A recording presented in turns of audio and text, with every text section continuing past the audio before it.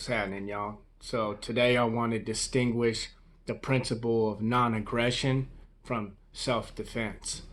So I do subscribe to the principle of non-aggression, and that's why I can speak so boldly.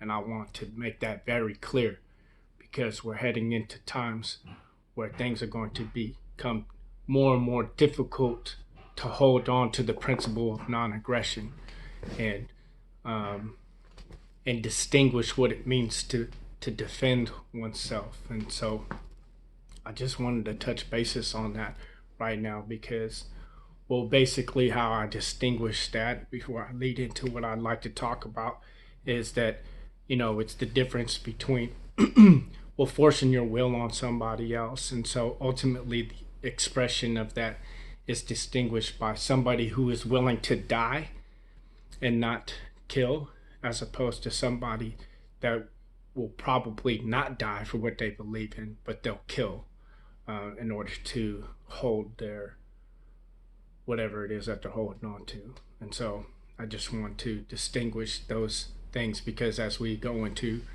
the times that I'm sure are ahead of us, because that's just the nature of life, is that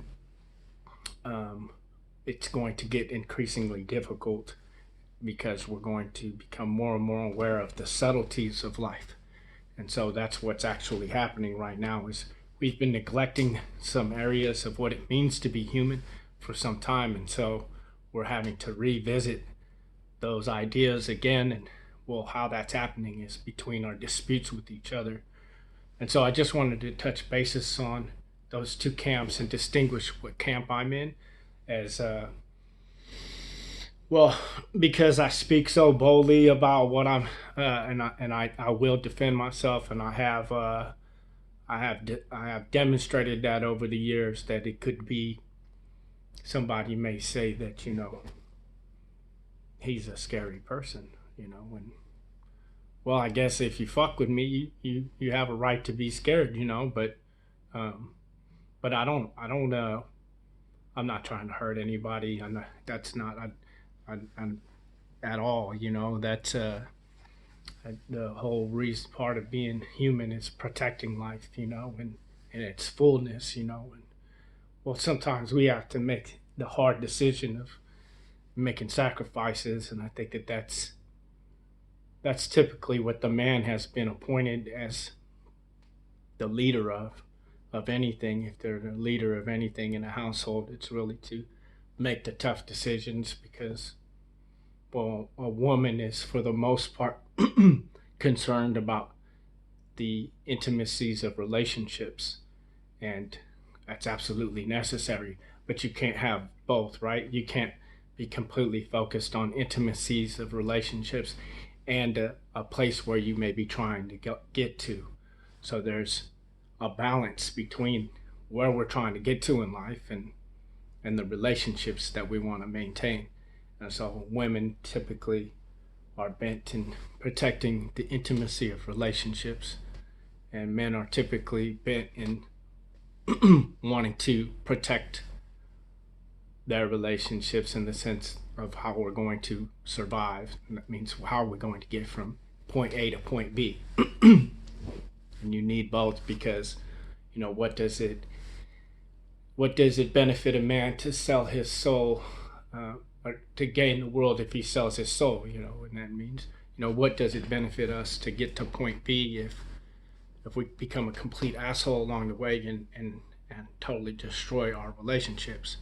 And I think what's happened on a global scale has that the divine woman had been trampled on for some time, and so she has came back with a vengeance and sufficiently checked her male counterpart.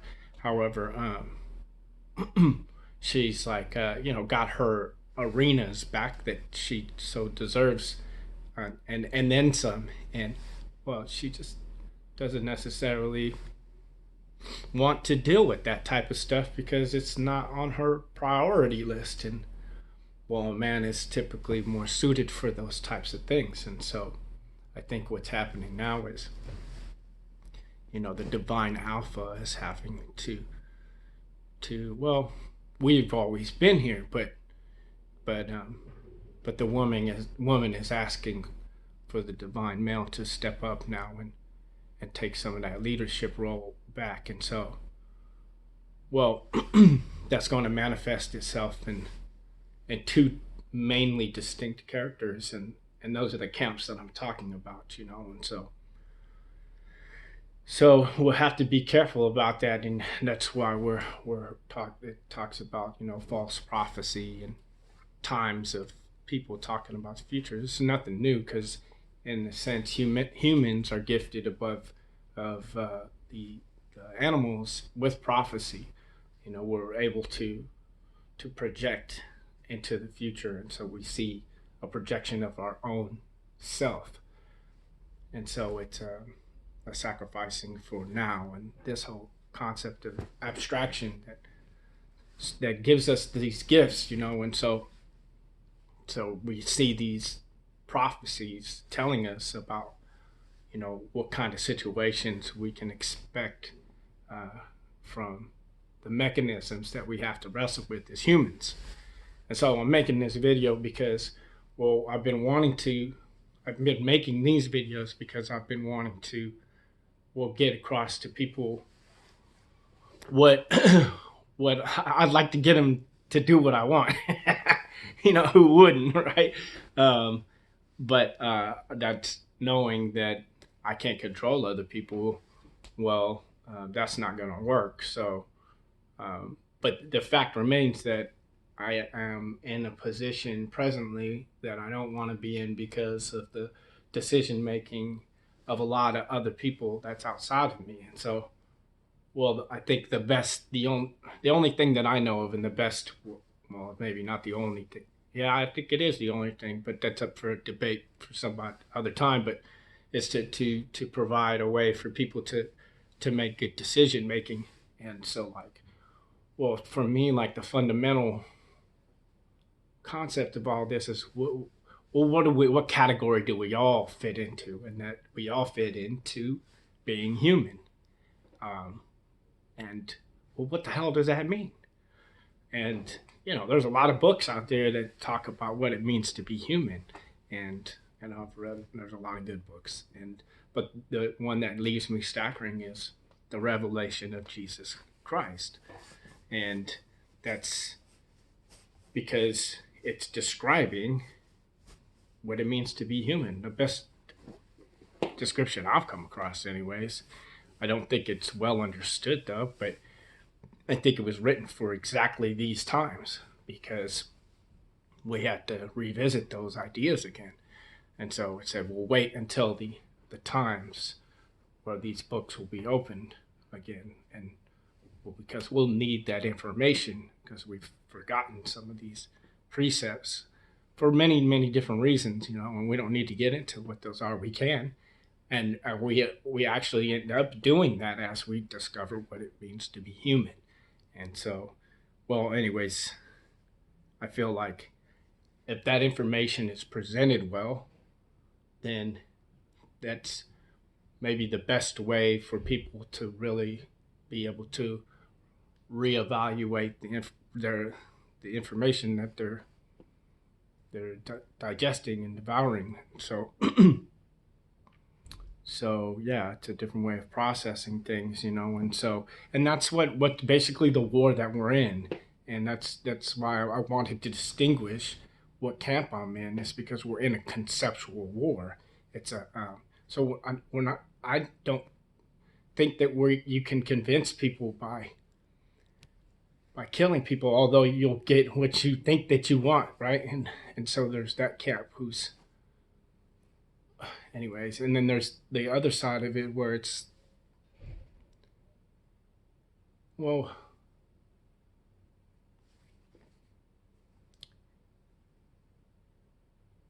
coming in line with the concept of what you're willing to die for, because ultimately that's the best way to win somebody over is by making the ultimate sacrifice, because it says to people what you really believe, and so that's what shakes the ground of people's worldview, and I don't think that we can even trick ourselves into believing things that we don't actually believe in. Well, maybe we can to ourselves, but the people looking around us will be like, well, he's full of shit. We all intuitively know this, and yet we'll convince ourselves otherwise sometimes. And so, so yeah, I think there'll be people that'll be willing to die for their ideas, and rightfully so. If that's what they truly believe, like it doesn't make them right. You know what I'm saying? But it may indicate that they believe that they're right. And so, but there's a difference between being willing to die for what you believe in and being willing to kill for what you believe in, and that's a major distinction. And so, um, that's what I see it happening now. Like if because ultimately, and being willing to kill stems from this idea that well, a lack of understanding that I can't control other people. I still have this seed of misunderstanding, thinking that I can control you, or that I have the right to can control anything outside of my hula hoop. And so, um, I haven't learned that. So if there's any of that left in me when I'm threatened, then I want to try to control other people. And I think there's a difference, and that's why I'm trying to distinguish the difference between defending yourself and and and attacking somebody, or not abiding by the principle of non-aggression. And that becomes increasingly hard to decipher as times get more and more difficult, because it's easier to justify self-defense, in all kinds of ways. And so, um, man, we really got to be clear about what it is, because, well, the danger in that is that we get convinced that it's right and proper to kill people, and well, that's what always happens with those regimes that go bad. It's like they always, maybe they start off good, but then they use that as a justification. And this is where the divine male fails, is because once again he's sacrificing the relationships around himself in order to achieve the goal of getting to wherever utopia or place that they think that they needed to do. And so, once again, the woman is being subdued. The divine female is being subdued in that. So she's wanting the divine male to step up, but it's going to be up to each and every individual out there to allow, and this means men and women, because in each of us there's a divine female and a divine male. And so understanding the season that we're in is allowing that to rise within ourselves. So the divine male is really, learning how to be a leader, in a sense of like making the proper sacrifices. And that means we might have to let go of some relationships that are toxic and not helping. It's not that we want to do damage to these people, but we're not going to enable those relationships anymore. And so maybe we were in a place where things had gotten way codependent, and so the divine male had to step up, you know. And I think that's we can see examples of that across the world, and that would be not a hard argument to make. In fact, I think that's the case. So, anyways, I'm making this video because the argument I wanted to make clear of what camp I'm in. Also, that I think the best way of moving forward with this is providing that information for people to kind of wrestle with these ideas for themselves. And so that's in the book of Revelation, and that's I wrote the commentary, piercing the veil through the hall of mirrors, in order to start to pull apart the concepts and wrestle with those concepts that are being put forth in the revelation of Christ, which is the unveiling of the divine human in you. So, yeah, I'm inviting anybody who's wanting to go through this, or you can check out the book. Or just Google "Piercing the Veil Through the Hall of Mirrors."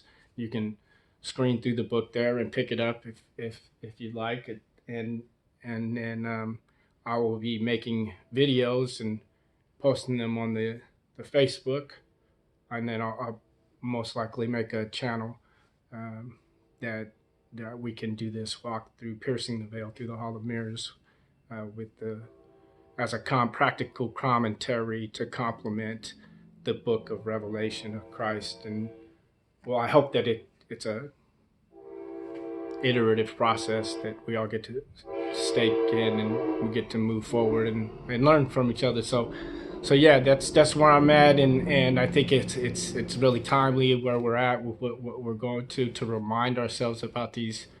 Well, what does it mean to be human? You know, um, I think that's a good place for us to start right now, and yeah, I mean we can. That may take a while. All right. Well, I hope everybody's making the best of their day, and feel free to reach out at me at tacosandroses.org, or email me at cmorris@tacosandroses.org. All right. Talk to everybody later.